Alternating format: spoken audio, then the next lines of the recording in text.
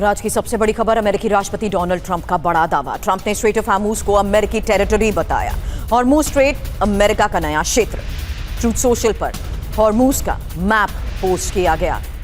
अब इस मैप में यूएस की नई टेरिटरी स्ट्रेट ऑफ हार्मूज को बताया गया है। रणनीतिक तौर पर यह क्या संदेश है, इसी को लेकर एक्सपर्ट से सवाल करेंगे। लेकिन ट्रूथ सोशल पर डोनाल्ड ट्रंप की तरफ से स्ट्रेट ऑफ हॉर्मूज का यह नक्शा जारी करते हुए न्यू यूएस टेरिटरी लिखा गया। हालांकि ये पहली बार नहीं है जब डोनाल्ड ट्रंप की तरफ से स्ट्रेट ऑफ हॉर्मूज पर अपने दावे की बात कही गई हो। इससे पहले भी उनकी तरफ से एआई तस्वीर जारी की गई थी।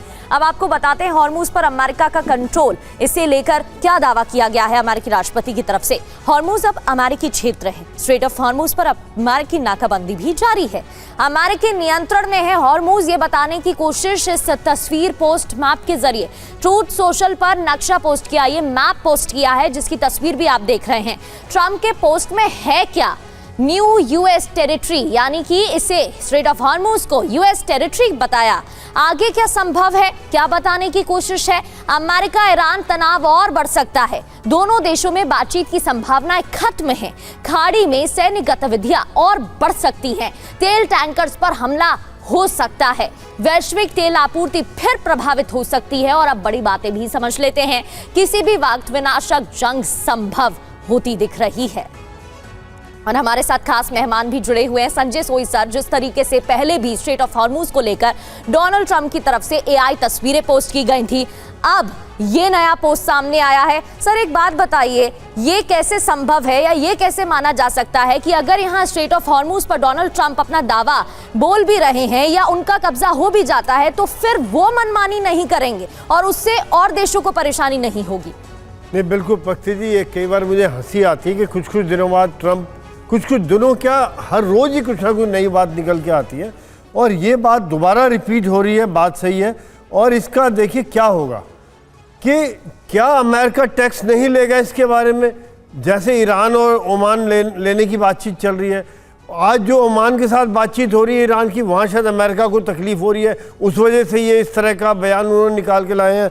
या फिर कुछ ना कुछ एक अपना डोमेस्टिक ऑडियंस के लिए भी उन्होंने कुछ ऐसी बातें करते रहते। क्योंकि जब मैं उनकी ये भाषण सुन रहा था, देख रहा था पीछे लोग ताली बजा रहे थे, यानी ये भी हमने कब्जा कर लिया, अमेरिका ने वेनेजुएला ले लिया, यहाँ पे हॉर्मूज भी हमारा हो गया। नहीं सर, तो आज की रियलिटी क्या वाकई कोई नहीं बदली? इससे पहले जब स्ट्रेट ऑफ हार्मूज पर ब्लॉकेड ओवर ब्लॉकेड किया गया था तब आप माइंस को लेकर हमेशा बात करते थे कि ये माइंस सबसे बड़ा चैलेंज हो सकता है यूएस के लिए, भले ही वो जितनी सैन्य कार्रवाई को लेकर, समुद्री घेराव को लेकर तैयारी रखे। आज क्या वो हालात नहीं बदले हैं? आज स्ट्रेट ऑफ हार्मूज पे कंट्रोल को देखते हुए यूएस की नई टेरिटरी का ये नक्शा, क्या उसी का कोई रणनीतिक संदेश नहीं है? सोई सर आप ही से सवाल। हाँ बिल्कुल, इसमें कोई शक नहीं है कि देखिए माइंस की बात अभी ट्रंप कह रहे हैं वहां का पूरा क्लियर हो गया, ईरान कह रहे हैं क्लियर नहीं हुआ। दोनों के बीच में कम्युनिकेशन में फर्क है। ट्रंप अपनी बात कहते ईरान अभी सफेद झंडा लेके आ जाएगा। और अगर यहाँ पर ये क्लियर होता है, ईरान अमेरिका ने पहले भी इस तरह का इंडिकेशन दिया था कि वहाँ से हम सुरक्षा की फीस लेंगे, तो ईरान आज जो सुरक्षा की फीस ले रहा है और उसमें और अमेरिका में फ़र्क क्या रह गया? मेरे हिसाब से इस समय में जो किसी का भी कंट्रोल इसके ऊपर इंटरनेशनल ट्रीटी के अगेंस्ट है, इस कानून के खिलाफ है। ईरान को मैं सही नहीं मानता हूँ। अगर ईरान और ओमान मिलकर कर रहे हैं ये भी गलत है। किसी भी देश को हक नहीं है कि वहाँ पे आप टैक्स लेते रहे, क्योंकि इंटरनेशनल वाटर है, फ्री एक रैट रेस शुरू हो जाएगी। पूरी दुनिया में जितने भी स्टेट्स हैं जहाँ जहाँ पे नैरो पैसेज हैं वहाँ से लोग टैक्स लेना शुरू कर देंगे। सो इज द रीजन कि इस हालात के बीच में सबसे बड़ा choke point strait of Hormuz बना है। ऐसे में ईरान पर दबाव बनाने की अमेरिका की प्लानिंग को लेकर भी आज एक बड़ी खबर है सर। ट्रंप के ईरान से बातचीत रोकने के निर्देश और सभी अधिकारियों को बातचीत रोकने को कहा गया है। फिलहाल समझौते की कोशिशों से पीछे अमेरिका हटा।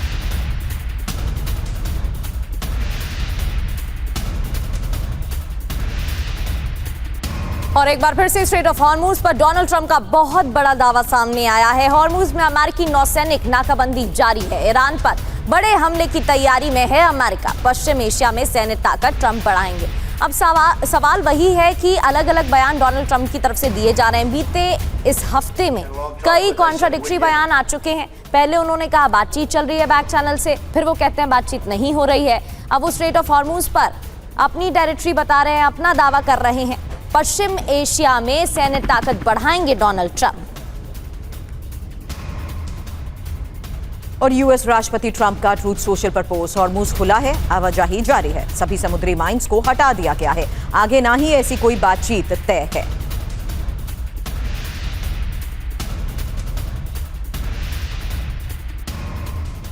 हॉर्मूज पर ट्रंप का प्लान विनाश, ट्रंप का यू टर्न क्या है ये जान लेते हैं। ईरान से बातचीत पर रोक, बातचीत पर फिलहाल रोक लगाई गई है, ये बताने की कोशिश की बात नहीं हो रही है। ट्रंप की प्लानिंग क्या है ये भी जान लेते हैं। ईरान को झुकाने की रणनीति, डील के लिए सरेंडर करे ईरान। हालांकि ट्रंप दावा तो ये कर रहे हैं कि हॉर्मूज पर नाकेबंदी जारी रहेगी। भारद्वाज सर, इन दावों के बीच ही ये सबसे बड़ा सवाल कि इस मैप के जरिए रणनीतिक संदेश वो दे क्या रहे हैं। कह रहे हैं सभी जहाजों के लिए रास्ता खुला हुआ है, जहाजों की आवाजाही बेहद कम हो रही है। ये हकीकत है सर, क्योंकि 24 घंटे में सिर्फ 7 कमर्शियल जहाज यहां से गुजरे हैं, जबकि युद्ध से पहले रोजाना 110 जहाज।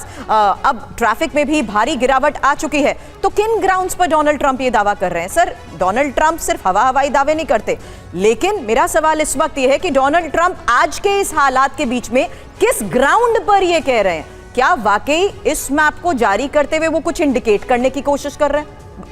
सुरभि, धन्यवाद। देखिए, पहली बात तो ये है कि अब क्या है, नैरेटिव और कम्युनिकेशन और ये कहिए कि प्रोपेगेंडा वॉरफेयर हो रहा है। और उसका बैकग्राउंड ये है कि अभी ट्रंप को मध्यावधि चुनाव फेस करने हैं, नवंबर में चुनाव है। तो एक नैरेटिव क्रिएट किया जा रहा है कि हमको ईरान और जो क्षेत्र है मिडिल ईस्ट में हमको बढ़त मिल रही है।